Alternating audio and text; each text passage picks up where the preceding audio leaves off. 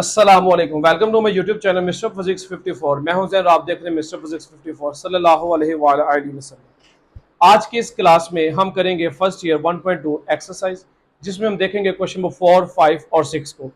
Students, question number 4 में आपसे वो ये कहता है कि आपके पास ये Z1 और Z2 की वैल्यू उसने आपको दे दी है और इसमें जो अननोन वैल्यू है अल्फा, आपने इसको फाइंड आउट करके देना। कब? जब आप इमेजिनरी पार्ट्स यानी कि Z1 Z2 को मल्टीप्लाई करेंगे और उसमें जो इमेजिनरी पार्ट्स है उसको 7 के इक्वल रख देंगे। तो इसका मतलब ये कि सबसे पहले हमें प्रोडक्ट चाहिए Z1 की एंड Z2 की। तो हमारे पास इन दोनों की वैल्यूज मौजूद है, हम इन दोनों को सिंपली क्या कर देते हैं, मल्टीप्लाई कर देते हैं। तो हमारे पास आ जाता है 2 + 3 अयोटा पहले जो कि Z1 है, मल्टीप्लाई 1 - अल्फा जो कि Z2 है। 2 को 1 से किया, 2 - 2 अल्फा, ये पहले इसको इससे किया, फिर इसको हमने इससे मल्टीप्लाई किया। अब करेंगे 3 अयोटा को 1 से, तो हमारे पास आएगा 3 अयोटा, फिर 3 अयोटा को करेंगे अल्फा, तो हमारे पास आएगा 3 alpha iota. My dear students, इसमें रियल नंबर्स आपके पास एक ये है, उसके बाद आपके पास जो इमेजिनरी पार्ट है वो आपके पास कौन कौन सा, वो ये है 3 - 3 अल्फा। ठीक है, ये आपके पास इमेजिनरी पार्ट्स है। अब आप क्या करेंगे, अकॉर्डिंग टू कंडीशन उसने क्या बोला हुआ है कि imaginary part of Z1 × Z2 आपने इक्वल रखना है 7 के। तो ये Z1 Z2 के प्रोडक्ट है, तो यहां से इमेजिनरी पार्ट्स मेरे पास ये है। तो 3 - 3 अल्फा इज इक्वल टू 7। अब मेरा बेटा -3 अल्फा यहाँ पे एज इट इज रहेगा, ये 7 इधर इधर का इधर ही है, ये +3 इधर आगे क्या हो जाएगा माइनस, तो इसमें से निकालेंगे -3 तो बचेगा 4 -3 अल्फा। अब यहाँ पे मल्टीप्लाई हो रहा है, इधर आके क्या हो जाएगा डिवाइड, और इस तरह से हम अल्फा की वैल्यू भी फाइंड आउट कर लेंगे। अब हम करेंगे क्वेश्चन नंबर 5 और उसकी स्टेटमेंट पढ़ते हैं। तो अब हमारा क्वेश्चन नंबर 5 है। क्वेश्चन नंबर 5 में आपसे वो कहता है कि आपने x y a b की वैल्यू फाइंड आउट करनी है अगर आपके पास z की वैल्यू x + y अयोटा हो और Z2 की वैल्यू a + b अयोटा हो। और कंडीशन उसने हमें दो इक्वेशंस दे दी, हम इसे कह देते हैं इक्वेशन नंबर 1 और इसको हम कह देते हैं इक्वेशन नंबर 2। अब मेरे डियर स्टूडेंट्स, अगर आपने x और y निकालना है वो है Z1 में, तो लेकिन अगर आप इक्वेशंस देखें Z1 यहां पे भी है यहां पे भी है, अगर हम इन दोनों इक्वेशंस को ऐड करें तो उससे होगा क्या, ये Z2 जो है वो खत्म हो जाए क्योंकि ऑपोजिट साइन है, same values always minus. Is that clear? तो हम इन दोनों को माइनस नहीं करेंगे बल्कि इन दोनों इक्वेशन को ऐड कर देते हैं, adding equation 1 and 2। Okay, Z1 + Z2, Z1 - Z2, इधर वैल्यू क्या है 10, इसके नीचे 6 + 4 अयोटा, इसके नीचे 2 अयोटा। अब हम इन दोनों को क्या करने जा रहे हैं, ऐड, प्लस, ये प्लस का माइनस का कट गया, Z1 कितने हो जाएगा 2Z1, 10 + 6 कितना आ जाएगा 16, प्लस प्लस प्लस 4 + 2 कितना हो जाएगा 8 अयोटा।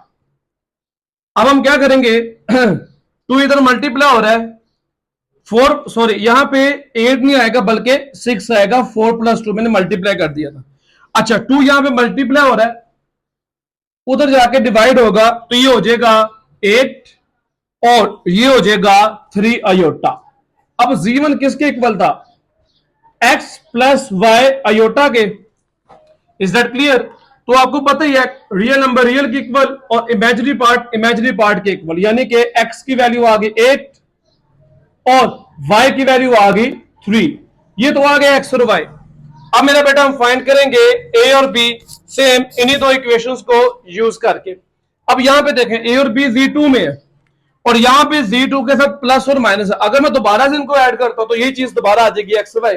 मुझे अब x y नहीं चाहिए, यानी कि Z1 नहीं चाहिए, इसके साथ भी प्लस है इसके साथ भी प्लस है, दोनों साइन सेम है, ऑपोजिट तो ये है नहीं है। तो फिर हम इन दोनों को सब्ट्रैक्ट करते हैं ताकि इनमें से एक साइन क्या हो जाए नेगेटिव, Z1 से काट जाए, हमारे पास सिर्फ Z2 बचे। क्यों? क्योंकि Z2 में ही a b है जो कि हमने फाइंड करना है। तो इन दोनों को सब्ट्रैक्ट करते हैं, यहां पे स्टेटमेंट लिखते हैं subtracting equation 2 from equation 1। Equation 1 में से 2 को माइनस कर दें। इक्वेशन 1 क्या आपके पास, Z1 + Z2 10 + 4 अयोटा। इक्वेशन आपके पास 2 क्या है, Z1 - Z2 6 + 2 अयोटा, यहां से लेकर आए। अब आप कर रहे हैं सब्ट्रैक्ट, और सब्ट्रैक्शन में आपको पता है सेकंड जो आप इक्वेशन लिखते हैं उसके आप साइन क्या कर देते हैं, चेंज। ये मैंने साइन कर दिया चेंज, Z1 से कट गया, plus plus plus 2z2 plus minus minus 4 plus minus minus plus 2 iota. यहां तक क्लियर है। अब ये 2 यहां पे मल्टीप्लाई हो रहा है, उधर जाके क्या हो जाएगा डिवाइड, और मेरे पास z2 की वैल्यू आ जाएगी 2 प्लस आयोटा। अब हमें पता है z2 किसके इक्वल था, a प्लस बी आयोटा के, तो यहां से a की वैल्यू क्या आ गई 2 और b की वैल्यू हमारे पास क्या आ गई, कोई कोएफिशिएंट साथ लिखो तो हमारे पास वो क्या होगा 1। Is that clear. तो ये था आज का हमारा क्वेश्चन नंबर 5। अब हम करेंगे क्वेश्चन नंबर 6, उसके लिए स्टेटमेंट हम लिखते हैं। तो अब हम करेंगे क्वेश्चन नंबर 6। क्वेश्चन नंबर 6 में आपसे वो कहता है show that for all z1 z2 belongs to complex number, then prove that z1 multiply z2 then conjugate must be equal to z1 conjugate multiply z2 conjugate। बहुत simple question. हम यहां पे क्योंकि हमारे पास वैल्यूज तो गिवन है ही नहीं है, तो z1 को भी हम लेट कर देते हैं और z2 को भी हम क्या कर देते हैं, लेट कर देते हैं। तो z1 हम कह देते हैं कि हमारे पास है x प्लस वाई अयोटा, और z2 हमारे पास है x प्लस, सॉरी वो हमने लेट कर लिया, अब करते हैं a प्लस बी अयोटा। ये हमारे पास दो वैल्यूज है अननोन, जो कि कॉम्प्लेक्स नंबर से हमने ली है, लेट किया है इसको। अब हमारे पास लेफ्ट हैंड साइड पे क्या है, लेफ्ट हैंड साइड पे हमारे पास ये चीज है कि हमने पहले इनको प्रोडक्ट लेना है और फिर इनका कॉन्जुगेट लेना है। तो आइए पहले इनका प्रोडक्ट लेते हैं। z1 z2 equal to, z1 की वैल्यू हमने क्या लेट की x plus y iota multiply z2 हमने क्या लिया a plus b iota. x को a से मल्टीप्लाई किया ax, x को b से किया bx अयोटा, y को a से किया a y अयोटा और y अयोटा को b अयोटा से किया y b iota square. Simplify कर ले ax प्लस, अब इन दोनों में से आपको अयोटा जो है वो कॉमन नजर आ रहा है, अयोटा कॉमन ले ले तो आपके पास जाएगा bx प्लस ay। इधर क्या आएगा, ये प्लस है ये माइनस में चेंज हो जाएगा और माइनस y भी। ये क्यों, अयोटा स्क्वायर की वैल्यू -1 होती है, मैंने उसे डायरेक्ट किया माइनस प्लस माइनस। अब ये रियल नंबर के इक्वल रख लें, ax माइनस वाई बी, और अयोटा वाली वैल्यू जो है वो है bx प्लस ay। अब यही आंसर हमारा, सॉरी अब हमने क्या करना है, इसका कॉन्जुगेट भी लेना है, इसके ऊपर बार भी है, तो यहां पे हम लिख लेते हैं z1 z2 बार और इसके ऊपर भी बार, और जब बार आप खत्म करते हैं तो मेरा बेटा आपने कौन सा साइन चेंज करना है, अयोटा वाली वैल्यू का, minus iota bx plus ay। अब हमारा जो आंसर राइट हैंड साइड का वो भी यही आ गया, तो ये हमारा प्रूव हो जाएगा जो हमने उसने कहा हुआ था। तो इसके राइट हैंड साइड पे आपके पास जो वैल्यूज गिवन है वो है z1 बार एंड z2 बार। ना आपके पास z1 बार है ना आपके पास z2 बार है, तो उसको पहले आप फाइंड आउट करेंगे। z1 बार, z1 क्या लेट किया था x प्लस वाई अयोटा, उसके ऊपर बार, और इसका आंसर क्या आएगा x minus y iota. z2 बार a प्लस बी अयोटा बार, और इसका आंसर क्या आएगा a minus b iota. Okay, अब इन दो वैल्यूज को मल्टीप्लाई करते हैं, z1 बार मल्टीप्लाई z2 बार x minus y iota a minus b aorta.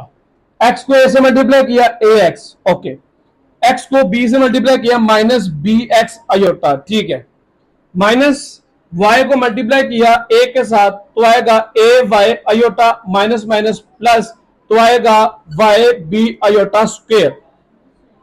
ax as it is, इन दोनों में से माइनस भी कॉमन आ रहा है, अयोटा भी कॉमन, जब हम माइनस कॉमन लेंगे तो सेंटर वाली वैल्यू का साइन चेंज कर देंगे, अंदर बच गया a y, iota by minus की वजह sign change, plus minus minus हो जाएगा वाई बी और अयोटा स्क्वायर खत्म। ये माइनस कहां से है, अयोटा स्क्वायर की वैल्यू -1 होती है, प्लस माइनस माइनस कर दिया। रियल नंबर्स को एक साइड पे लिख लें, a x minus y b minus iota b x plus a y. तो ये देखें, ये minus iota b x a y b x plus a y, दोनों का आंसर क्या होगा, सेम आया, तो हम यहां पे लिख देंगे hence proved left hand side is equal to right hand side.